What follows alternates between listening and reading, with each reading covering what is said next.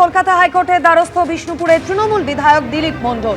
রক্ষা কবচ চেয়ে এবার হাইকোর্টের দ্বারস্থ হয়েছেন বিষ্ণুপুরের তৃণমূল বিধায়ক দিলীপ মণ্ডল। হাইকোর্টের বিচারপতি সৌগত ভট্টাচার্যর দৃষ্টি আকর্ষণ করেছেন পুলিশকে দেওয়া হুমকি কাণ্ডে এখনো অধরা দিলীপ মণ্ডল। পার্থপ্রতিম ঘোষ আমাদের প্রতিনিধি এই মুহূর্তে আমাদের সঙ্গে টেলিফোন লাইনে রয়েছেন। পার্থপ্রতিম, মনে আছে 14 তারিখের ঘটনা, যেদিন পুলিশ তার বাড়িতে গেছিল এবং তার বিপুল পরিমাণ সম্পত্তির হদিশ পাওয়া গিয়েছিল। সেদিন থেকে এখনো পর্যন্ত অধরা দিলীপ মণ্ডল। এক সপ্তাহের বেশি সময় হয়ে গেল। পুলিশ সূত্রে কি জানতে পারছো?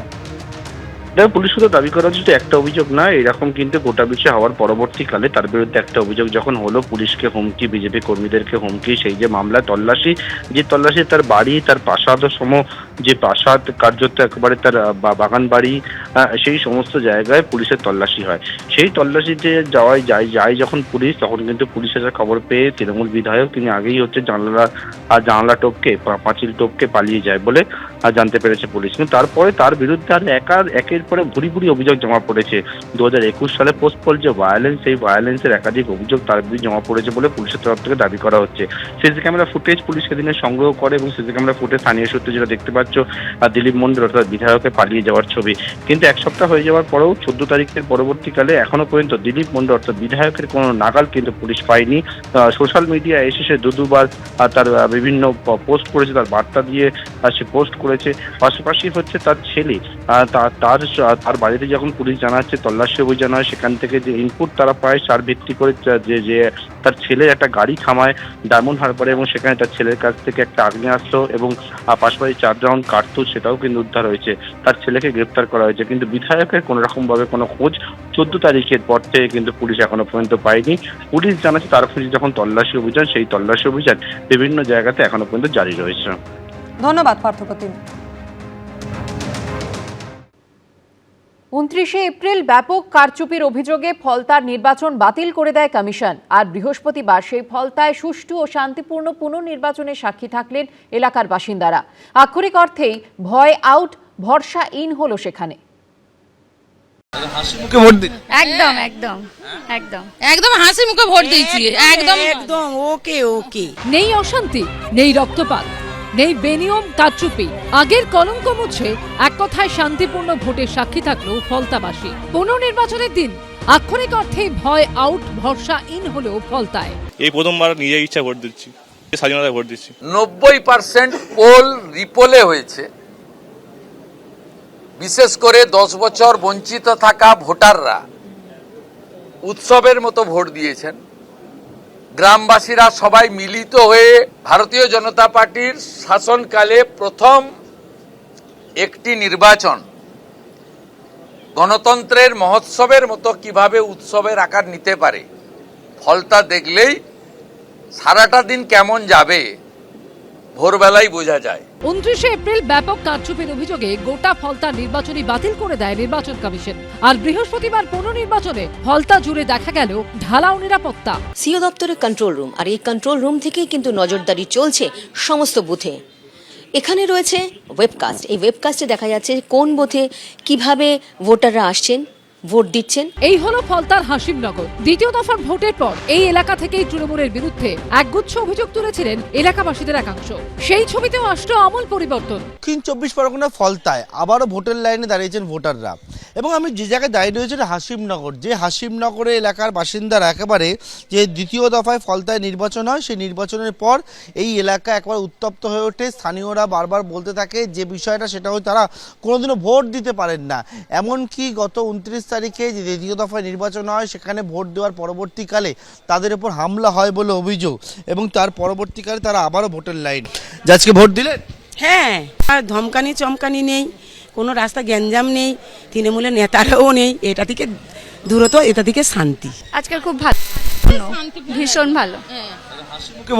একদম একদম। ফলতা শ্রীরামপুরে থাকেন তৃণমূল প্রার্থী জাহাঙ্গীর খান। ভোটের লড়াই থেকে সরে দাঁড়ানোর পর তার আর দেখাও পাওয়া যাচ্ছে না। আর ভোটের দিন তো পুষ্পার কোনো পাত্তাই নেই। জাহাঙ্গীরদা বাড়িতে আছেন? জাহাঙ্গীরদা বাড়িতে আছেন? এভাবেই কিন্তু সম্পূর্ণ নিস্তব্ধতা বিরাজ করছে জাহাঙ্গীর খানের বাড়িতে। বৃহস্পতিবার জাহাঙ্গীরের এলাকাতেও ভোট হলো শান্তিতে। জানা কি এতদিন ছিল কার্যত সোনার পাথর বাটি। এই বছর আমি যেন খুব খুশি হলাম, ভোটটা দিতে এসে। দীর্ঘ 15 বছর আমি ভোট দিতে পারিনি, এবছর ভোট দিয়ে আমি খুব খুশি হলাম। এখন খুব শান্তি, খুব আনন্দিত আছি আমি। নির্বাচন কমিশন সূত্রে খবর, এদিন পুনর্নির্বাচনে ফলতায় ভোট পড়েছে 87.73%। 29 এপ্রিল দ্বিতীয় দফার দিন বিকেল 5টা অবধি ফলতায় ভোট পড়েছিল 87.71%। তার আগে 2021-এ ফলতায় ভোট পড়েছিল 87.2%। বৃহস্পতিবারের ভোটদানের হার সেসবকে ছাপিয়ে গেল। রবিবার বেরোবে পুনর্নির্বাচনের ফল। পার্থপ্রতিম ঘোষ, হিন্দোল দে ও রুমা পালুর রিপোর্ট, এবিপি আনন্দ। উৎসবের মেজাজে পুনর্নির্বাচন হলো ফলতায়। 29 এপ্রিল এই ফলতাতেই বিভিন্ন বুথে ইভিএম এর টেপ লাগানো, ভোটারদের বাধা দেওয়া, প্রভাবিত করার অভিযোগ সামনে এসেছিল, যার ভিত্তিতে ভোট বাতিল করে নির্বাচন কমিশন। এদিন ভোটের লাইনে দাঁড়িয়ে জাহাঙ্গীর বাহিনীর বিরুদ্ধে ক্ষোভ উগড়ে দেন ভোটাররা। 3 নম্বর বোতামের কাছে সুগন্ধি দিয়ে দিয়েছে, আতর সুগন্ধি বলবো না, আতর দিয়ে রেখে দিয়েছে। ক্যামেরা লাগিয়ে দিয়েছিল, আমরা কিসে ভোট দিচ্ছি সেটা বাইরে মোবাইল থেকে তারা ফলো করছে, আমি কিসে ভোট দিচ্ছি তারা সেখানে বুঝতে পারছে। নানা কারচুপির অভিযোগে ফলতায় 29 এপ্রিলের ভোট বাতিল করেছে নির্বাচন কমিশন। 3 সপ্তাহ পর বৃহস্পতিবার ফের ভোটের লাইনে দাঁড়ালেন ফলতার বাসিন্দারা। উৎসবের মেজাজে হলো ভোট, অথচ 3 সপ্তাহ আগে 29 এপ্রিল এই ফলতাতেই তৃণমূলের বিরুদ্ধে বেনজির কারচুপির অভিযোগ সামনে আসে। ইভিএমে টেপ লাগানো, ভোটারদের বাধা দেওয়া, প্রভাবিত করা, নিয়ম ভেঙে বুথের ভেতরে পার্টি ক্যাডাররা উপস্থিত ছিলেন বলে অভিযোগ সামনে এসেছিল। বুথ ধরে ধরে ওয়েবকাস্টিংয়ের ফুটেজ খতিয়ে দেখে তৎকালীন বিশেষ পর্যবেক্ষক সুব্রত গুপ্ত নির্বাচন কমিশনকেও রিপোর্ট দেন।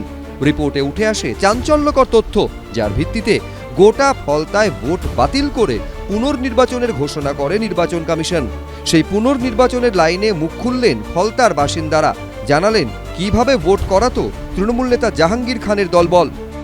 26 আর 29 তারিখে যেটা হলো, বাড়িতে গিয়ে আমাদের থ্রেট দিত। 3 নম্বর বোতামের কাছে সুগন্ধি দিয়ে দিয়েছে, আতর সুগন্ধি বলবো না, আতর দিয়ে রেখে দিয়ে যে ভোট দিতে যাচ্ছে, মানে ভোট ওখানে দিলেই 3 নম্বর যারা দিচ্ছে হাতে তো গন্ধ লাগবে, সেই গন্ধ পেয়ে একজন তোকে ধাক্কা মেরে ফেলে দিয়েছে। ওরা গাড়ি নিয়ে যাচ্ছিল, ওই ছবি তুললো, একটা মোবাইলে বড় মোবাইলে ছবি তুলে গেল, আর কত কি বলে গেল।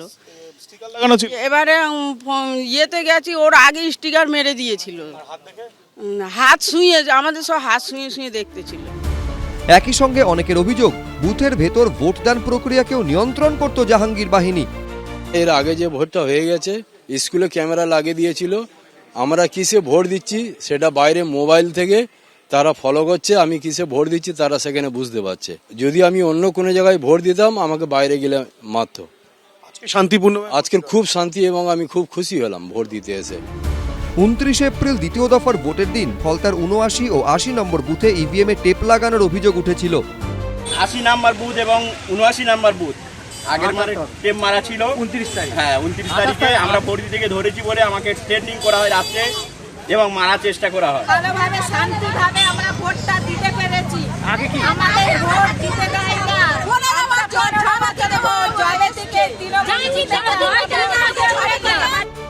এদিন এই বুথেই ছবিটা ছিল একেবারে উল্টো। শান্তিপূর্ণ ভোটদানের পর গেরুয়া আবিরে মেতে উঠলেন বিজেপির নেতা কর্মীরা। উঠল স্বঘোষিত পুষ্পার গ্রেফতারির দাবি।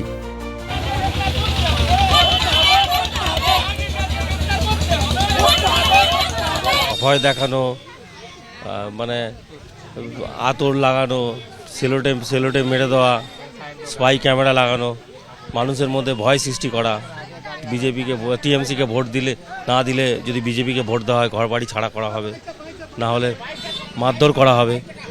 সেই জিনিস আর নেই, সাধারণ মানুষ একটা উৎসবের পরিস্থিতির মধ্যে দিয়ে ভোট দিচ্ছে।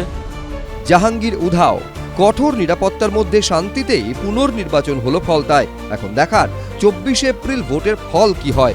আবির দত্ত, হিন্দোল দে, গৌতম মণ্ডল, এবিপি আনন্দ। এবিপি আনন্দ, এগিয়ে থাকে, এগিয়ে রাখে।